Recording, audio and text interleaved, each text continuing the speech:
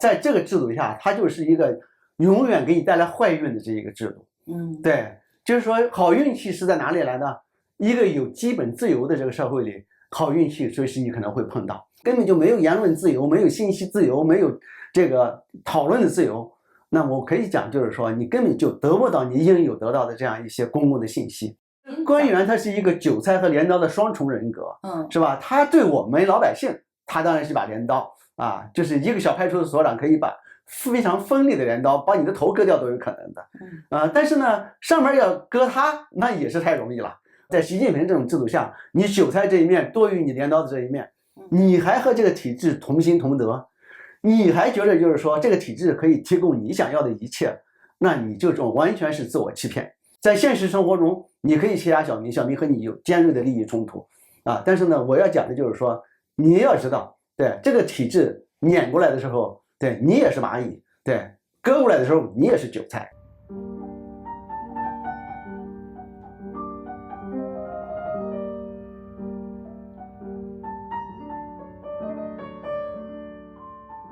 就说这个年轻人公务员这个事情哈，对，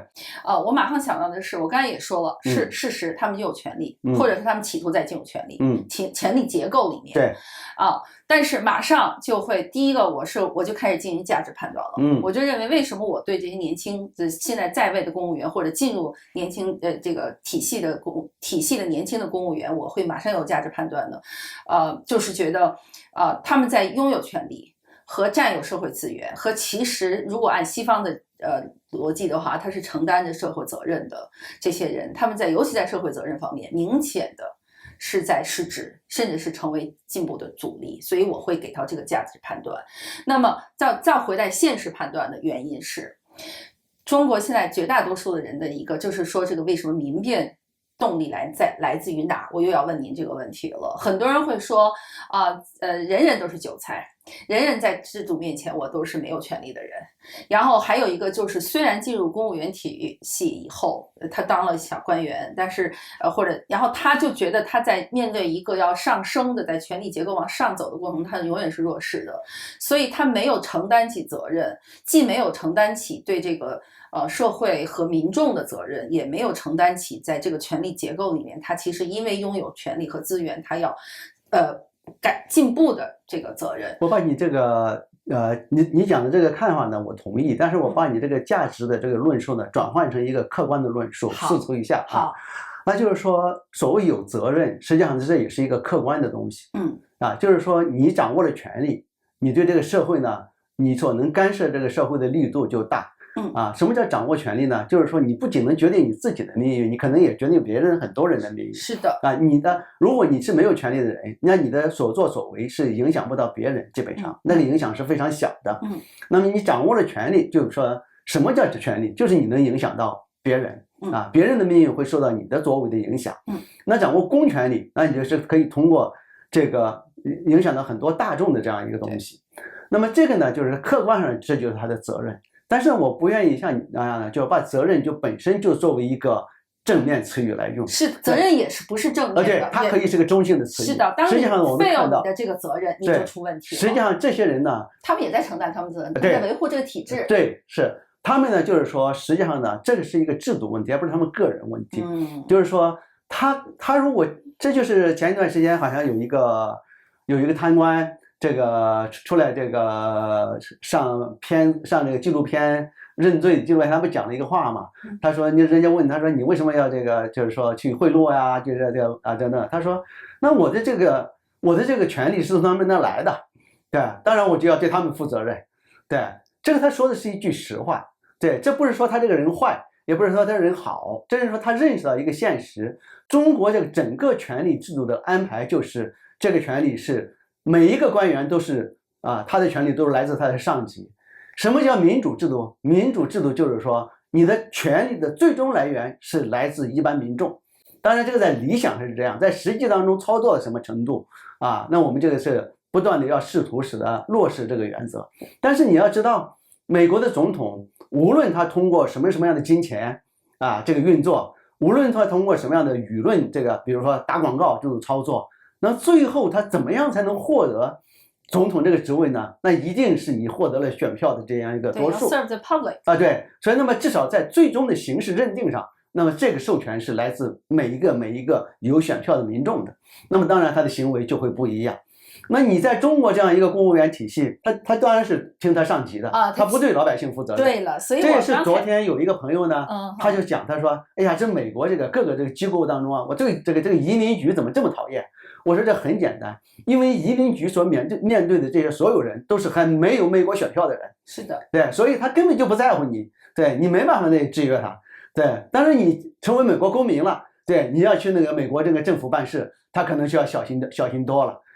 我也不是说那些官僚就特别好，就是说为什么这同样是美国官僚机构，移民局的服务态度就特别差呢？因为他面对的是没有选票的人。明白了，我刚才这个对公务员的这个价值判断，其实是来自我已经自然的站在一个民主的思维方式里面。我认为你们作为公务员就是应该服务公众的，这是一个。但您刚才说的对，就是正好这是下一个问题，就是如果人人进入这个体系，他的目标不是推进国家改变，而是他就是要一起去 maintain 去维护这个他的体制，是他一心挤进去的，挤进去以后，他就是其中的一部分。他就变成了权力相关者。那么现在这样一个情况下，他对外他还又成了铁板一块。但是回到我刚才的问题，对内其实在里面其实他有小干部、中级干部、还有最上面那个大 boss。现在的问题是我们从里面看，这个按您的这个说法，官变的就是有不同反应、不同应对方式，或者甚至出现决策或者权力的分裂的这些可能性，还存在吗？还有吗？这个实际上我前面讲的实际上就是说，在习近平之前，可能你进入这个体系，就是说你成为这个精英的一小分子，那么就意味着你可能有各种各样的这样一个荣华富贵。那就是说我刚才讲那个一个水务所的所长，是的，那个保定的那个什么派出所的所长的儿子，就是说我爸是李刚这不是很明显吗？我们没体验过这个，所以想象不了他的荣华富贵。对，所以那你可以看到，对他们这个有各种特权不用讲了，那他们可以还甚至有这个各种各样的非法的，就是这样的，他们这个制度自己的法律来讲，它也是非法的。那么各种各样的攫取财富，这个各种各样的机会。那么习近平上台以来呢，我觉得一个非常重要的一个变化呢，不管你是大干部还是小干部，那么现在呢，你都觉得说习近平实际上就随时准备掐死你这些发财的机会，发死你的机会。那么习近平这么做有他的利益有他的利益，但是这些整个这些精英的群体呢，就感觉到受到了这个威胁，他们被整肃嘛，刚才就讲，所以我是讲呢。在现在这个时代呢，恰恰就是这个统治精英内部的这样一个裂变不是出于理念的裂变，不是说我不同意习近平或者我不赞成这个共产党体制，不是出于这个东西，就是利益的这样一个。习近平为了他个人集权的利益，必然清洗前面的这样一些七八万的官员，那么他因此呢，他也要借助反腐，整个整肃，所谓刀刃向内、自我革命等等这个东西。那这个当然就是精英政治的一个，我就讲这个斯大林模式等等，这是另外一个就是讲的更多的一个话题了。那么这个呢，整肃是不会停止下来的，不会因为说过了10年，现在提拔的人都是我的了，我就不再整肃了那么这个斯大林模式的一个特点就是说，对，那提拔后一个亲信，整肃前一个亲信，永不停止不停的永不停止这样，这是这个体制的一个特点。那么所以呢，那被整肃的人，那既然你被整肃，你肯定就不会觉得说高兴，不可能高兴的嘛还有你可能，而且你今天没被整肃，明天你就被整肃的可能那这个可能性呢已经增大了很多很多。那我讲的所谓官变就是这个意思，就是说内部你已经发生了这种变裂，那么你还觉得就是说你和这个体制是这么铁板一块的粘在一起吗所以呢这个东西呢你刚才讲到就是说这个韭菜这个东西，那我昨天讲的时候也讲了这个东西。对，您还说这些官员，昨天这个官员他是一个韭菜和镰刀的双重人格，是吧？他对我们老百姓，他当然是把镰刀就是一个小派出所所长可以把非常锋利的镰刀把你的头割掉都有可能的，但是呢，上面要割他，那也是太容易了，对吧？那这个中纪委要割他，这个那不用说习近平了，习近平要把一个公安部长当韭菜一样割掉，那都是非常容易的。司法部长他都割掉了，就是好几个。那可以把就是哪怕是再大的官都可以，是吧？那么这个就是说，实际上我要强调的就是说，你作为统治精英的一员，你以为你是镰刀，实际上呢，你有韭菜的一面你有韭菜的一面。然后你只以为你是镰刀的时候，你作威作福，对，但你认不到你是韭菜的时候那你是很可悲的。老百姓已经认识到我就是韭菜，对，这个他无论他不造反，但是他也对这个体制可能有很大的不满意。但是你现在被这个体制也当成韭菜，对，你都认识不到这一点实际上呢，这个体制就是我昨天讲，可以让你荣华富贵，更可以让你家破人亡，所以呢，你可以成为一个小镰刀，但你这个小镰刀实际上呢，他的这个命运呢不确定，可你作为韭菜的命运确定是一定要被割，不知道哪天被割，这是实际上这两个东西是一体的两面。那一个人认识到自己的处境是很可悲的，你还如果我们用精英这个词表示说用中国一般印象就是说他很聪明他很能干，你是什么聪明能干？你连你自己到底是个什么东西你都搞不清楚。对这个，所以呢，实际上我呢就主要是在强调这一点所谓这个观变就是说呢，在这样一个状态下，你还和这个体制同心同德，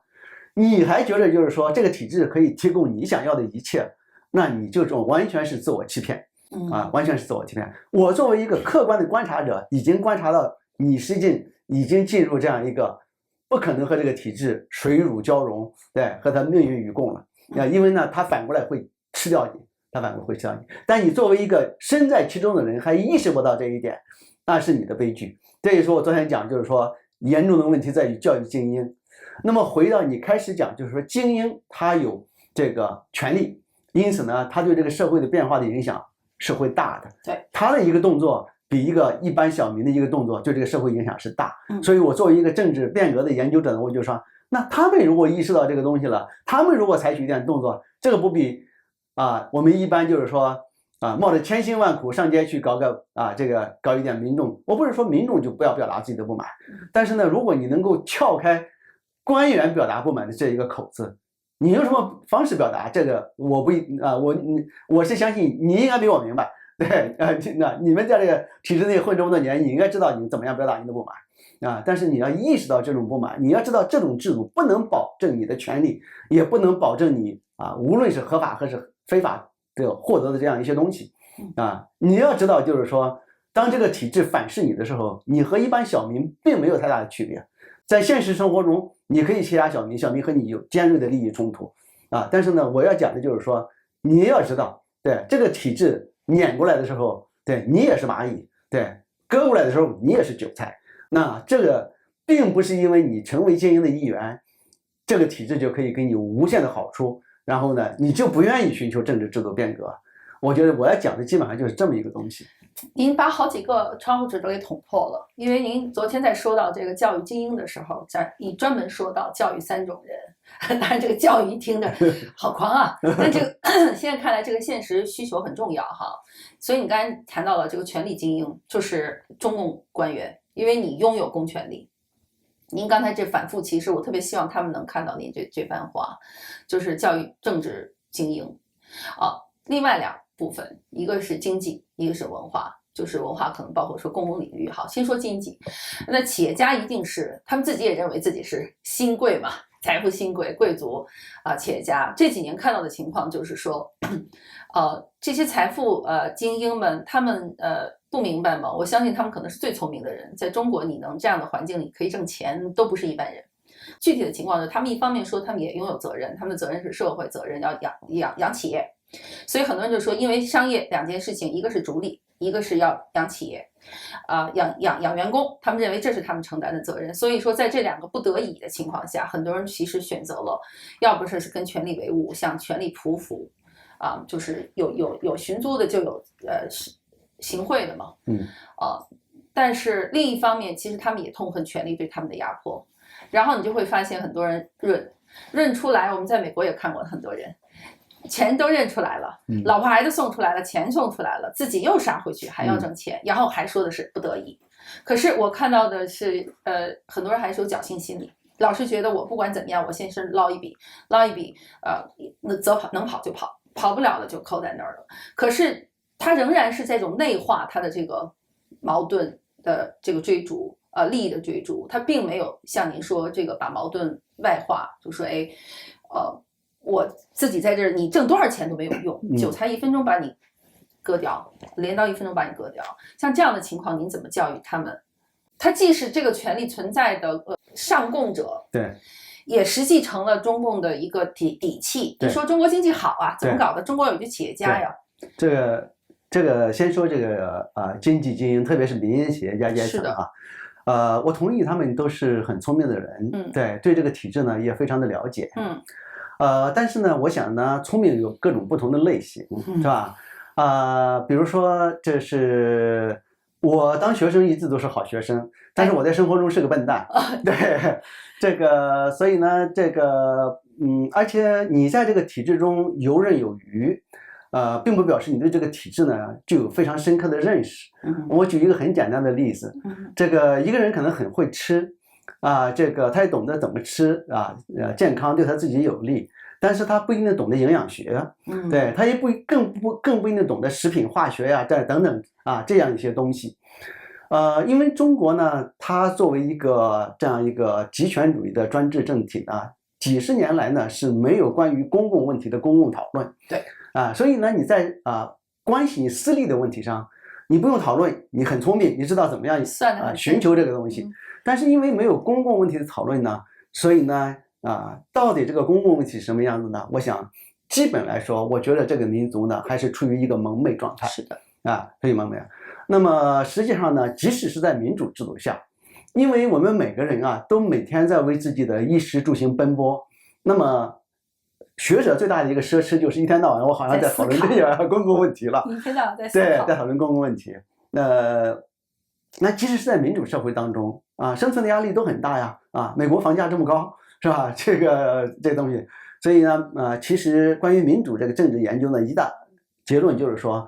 这个民主运作的一大挑战就是普通人没有关于公众生活的足够的知识来做出公共判断。那么你在一个非民主社会当中，根本就没有言论自由，没有信息自由，没有这个讨论的自由。那我可以讲，就是说，你根本就得不到你应有得到的这样一些公共的信息。明白。所以在这个意义上呢。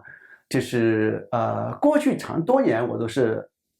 讨厌启蒙这个词的，为什么？就是你刚才讲的，就是说用教育这个词好狂妄啊。对，我就说启蒙，谁去启蒙啊？谁去启蒙？我们这些知识分子比这些一般的老百姓懂得更多吗？就开蒙了我绝对不敢讲，就是说比他们懂得更多。说这种话。对，但是呢，我现在觉得呢，就是启蒙呢也还有必要呢，就是我不比他懂得更多。对，在很多方面我比他们都蠢，但是我自己做的专业这方面可能有一点东西是别人不知道，但我知道的。那么我把这点东西告诉公众，这就是我尽到的责任。那么在这个特定意义上呢，也可以叫做启蒙，也可以叫做教育。那么这个教育呢，回到这是我们最早讲这个韩愈这个诗说，对，讨论这个教育的。那当我教育学生的时候，我作为一个教育者，作为一个教授，我的职业就是教育。但是呢，这个韩愈讲了，对，师不比强于弟子，弟子不比不如师啊，是吧？我教育你，并不是说我就比你明白，比你懂，这一点上我比你懂，对，这一点是因为我就是干这个的，对。那我告诉你这一点，你可能不知道就是在这个意义上叫做教育。那么我刚才讲，如果启蒙在这个意义上是应该的，是可行的话，那么我觉得呢，就是说，当我们强调对大众启蒙的时候呢，我觉得那应该首先强调对精英的启蒙。实际上就是说，在刚才这样一些关于这个制度、关于这个公共生活这样一些东西呢，大家都是同样蒙昧的那么首先呢，精英一般来说已经受过比较好的教育了。他才有可能进入。你考公务员，你没上过大学，你怎么考公务员，是吧？这是第一了。那么第二呢，就是说，他们呢，一旦得到一点点启蒙的话，有所改变的话，他们对这个社会改变、政治改变要起的作用很大。对，它这个变量能产生的结果更大的这样一个后果。所以在这个意义上呢，就是说，我觉得应该多面对精英的讲这个东西。其实还有昨天我也讲到一点呢，就是说。他们应该明白呢，就是实际上，现存体制下的精英呢，往往感觉到就是说，如果现存体制改变，这对我的利益损害非常大，是吧？因为我是靠现存体制生存的，对，它有它的舒适区，对。但是呢，这个我觉得就是其中有一点呢，我就是这点我敢讲启蒙，就是说，因为我研究过这个国际上很多这样一个制度变化走向民主化，原来的体制没有了，新的体制产生了，那样一些人都怎么样了呢？我研究过这些东西，那我就可以告诉你，这些人生活的更好，对，因为很简单，在原有的体制下，就是我刚才讲，你是韭菜和镰刀的双重，对，你现在呢，就是说在习近平这种制度下，你韭菜这一面多于你镰刀的这一面，对，那么如果是一个民主体制，每个人的权利都得到保障，对，我也不敢说民主社会里面就没有割韭菜现象，但是我敢讲呢，就是说你这个韭菜要割厉害了，人人都可以造反。人人都可以起来维护自己的权利，那么所以你如果作为一个精英的话，继续还是一个精英的话，那你这个就更大了，你保护自己权利的这种可能性就更大了。何况民主制度、自由制度、法治制度，在总体上来讲就是保护每个人权利的。如果你还是精英，那你的权利就是实际上得到的保护更多更大。如果你不再是精英了，你哪怕是一般的老百姓。那你在美国一个普通公民，他的权利受到的保护比中国一个官员权利受到的保护多了。对，哪个总统敢说把一个公民就是说给他抓起来？不敢，是吧？那在中国，习近平说抓谁抓谁。对，不要说你是个老百姓，对你是一个外交部部长又怎么样呢？说抓你就把你抓了。这个是实际上呢，就是像这样一些就是说共产党所搞的那一套。虚假的这样一个恐吓的宣传好像这个体制一旦垮台这就是像共产党搞革命一样，然后呢，好像民主制度也会一旦建立新的民主制度就会正反，杀掉几百万共产党员。这个现象在人类历史上没有发生过，对，这个都是瞎编的，这个都是瞎编的，对，只有共产党革命才会这么干，对，所以制度转型以后，你一切都更安全，权利都更受到保护，对，这个呢就是说这一点我就可以搞的。是吧？这点看，这个意义上就是说，可以讲是一个启蒙。什么叫启蒙？蒙就是蒙昧状态，不知道，没有这个知识那么现在就是说这个有各个国家，你要给我3天的时间，我可以一个国家一个国家让你给你讲，他们这些人到底怎么样？简单的讲，比如说东欧国家，那前共产党官员过去是个市长，那民主化了以后他就是总理了而且很简单就是民主制度就是一个多元利益相互竞争的这么一个制度，对，你的利益和别人不同，你就可以联系和你利益类似的人，大家互相来维护你的共同的利益，然后在多个利益在相互的这样一个互动当中，形成整个社会的这样一个这样一个总体状态，而不是在今天这个共产党一党专制下，那么习近平的利益可以强加在所有人头上，共产党的利益可以强加在所有老百姓头上。这样每个人的利益实际上都被他给强制给他劫持了，等于就是。所以这个我想呢，就是像这样的东西，我觉得是可以讲的吧。那当然，就刚才再说回这个企业家这块所以像这些财富精英，他们对这些情况，您刚才说了，他们可能会挣钱，但是他对政治的整个的从理论到事实，甚至到一些思路的方式、思维的路径，他们并不清晰，所以跟企业家、跟商人们、跟财富精英们讲话是也重要的。可是如果他们说行了，我都知道了，但是我又要做具体选择，就是我不认为我只要镰刀没割到我头上，我就自己先当个镰刀，我割一波是一波。那这样就会进入现在就是我们看到的状态，就是更少的人专注于做民主和变革的事情，因为这个是又危险又不讨好，还有具体的恐惧。而实际的情况，要不然就躺平，躺平都是好的了。就公务员躺平，就说明他至少不主动参与他不认同的事情。那很多人就是加速的掠夺，加速的割韭菜，加速的跑。还有就是已经被割过的一些企业家，他们现在会说我也没有别的办法，我到不了美国，我就是只会在中国挣钱，我就还要回去，所以才是这个侥幸的心理呢是普遍存在。其实我刚才讲到习近平在他的前10年当中整肃了479万中共干部，这些干部在这479万一个一个的排在后面的都是存在侥幸心理的。这些官员就是说当你的这个同事被抓去的时候，你会觉得说你可能更安全了，因为已经把他抓走了，不会再抓我了。这种我想侥幸心理本身呢，就说明你对这个形势没有一个总体判断，你只能寄希望于好运气了。这个我相信呢，就是说运气会起作用，但是呢，如果一个人生活靠运气，这个东西是不理性的。那就祝他们永远好运吧。对，我只能讲，就是说，在这个制度下，它就是一个永远给你带来坏运的这一个制度。对，就是说，好运气是在哪里来的？一个有基本自由的这个社会里，好运气随时你可能会碰到。对，但是如果没有这个总体环境为什么文革期间人人都坏运气？那肯定不是说全中国的人这个运气都变坏了嘛，那一定是这个总体制度环境变化了。是的。所以在这个意义上，就是说，如果你要是依赖自己的运气的话呢，我只能告诉你，就是说，在现在这个情况下，你的运气变坏的这个可能性要远远大于你好运气的这个可能性。所以实际上，当我们讲制度的时候，实际上我们就是要建立一个框架，使更多的人有更多的好运气的可能，这就是呢我们要建立那种制度。特别好，因为其实说我为什么我个人我反复说过，我特别不喜欢润这个词，就是说它是一种放弃，而且它的放弃的逻辑就是说我有一个更好的地方我去了，你们这边爱咋地咋地吧。但您刚才说到的是，如果每个人都目标是把这个社会和这个制度变成一个让人人的个人权利享有，人人都有在常态下有好运气的状态，那么它是一个非常正向的，它是个很有希望的事情。你比如说中国的这个很多这个就是被领养到美国来的孩子们，对，他在中国，你看他的运气就是那样子。对的，对，他到美国，你看呢？现在我们知道很多最早领养到美国来的孩子，现在已经有非常好的这个成绩了。对，这个是他个人的运气。对，当然这个成为一个有成就的一个孩子，他背后有个人的努力。那他在中国他这么努力，他有吗？没有。所以为什么这些人普遍的到了美国好运气都大大的增加了，在中国就没有这好运气？这个制度就是决定这个东西。对，所以在这个角度上讲，您把这个讨论所有人对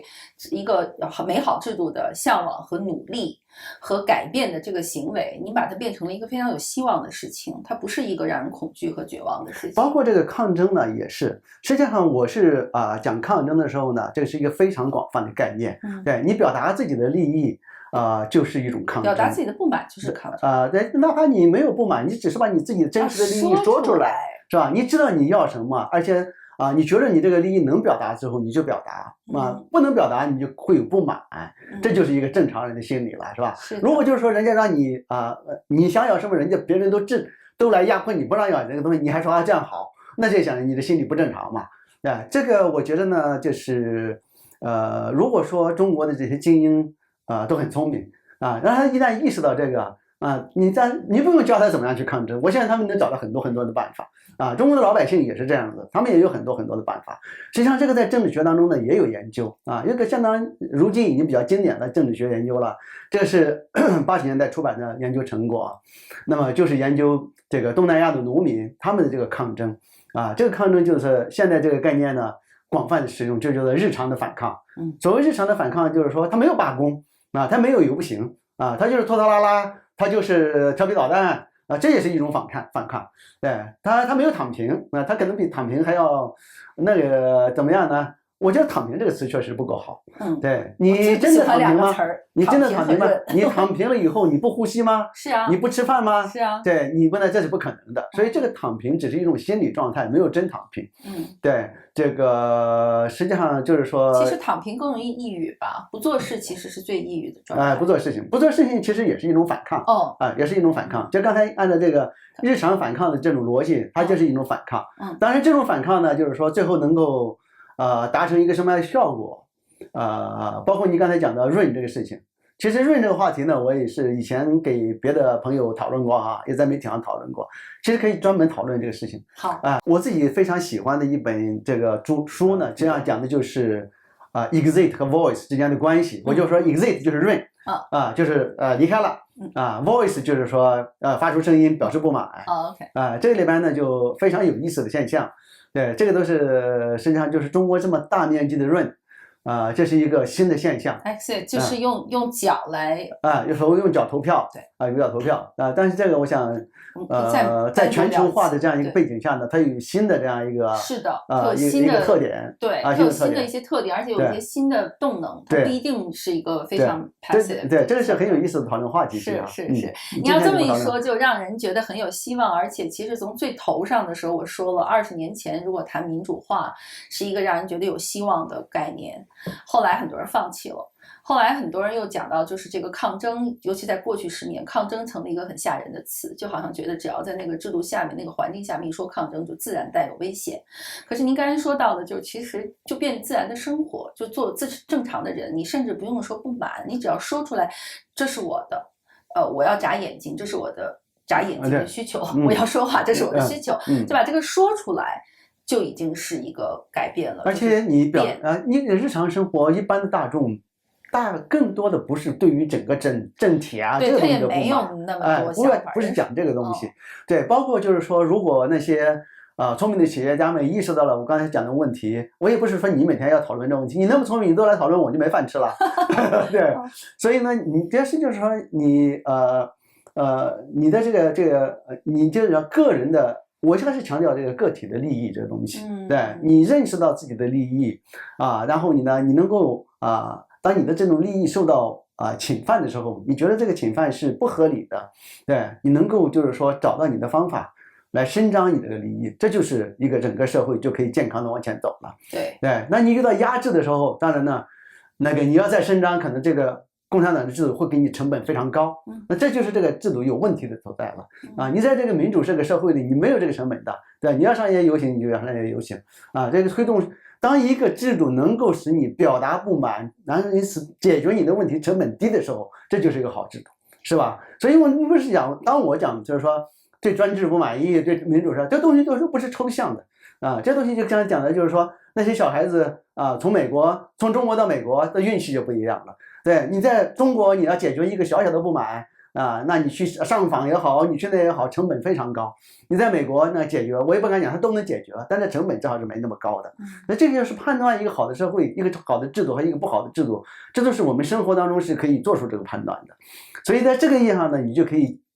去魅可以把那个共产党给你教的那一套就有魅惑性的这样一个这个宣传的，你用你的生活来把它解构。对，我觉得这本身是一个自我启蒙，这也是一个很好的一个过程。我本来还想问您文化精英能做什么，您刚刚说到了学者、媒体人、作家、记者媒体人、作家导演。刚才您一说完，我觉得问题已经答案都在这儿了，就是这些表达的人，他们只要说出和能做到你日常生活，就已经很好了。对。行，我们有太多的话聊了，还再聊，得继续聊。所以今天感谢您，感谢您对，感谢您握手，结束。谢谢吴伟谢谢吴伟。好，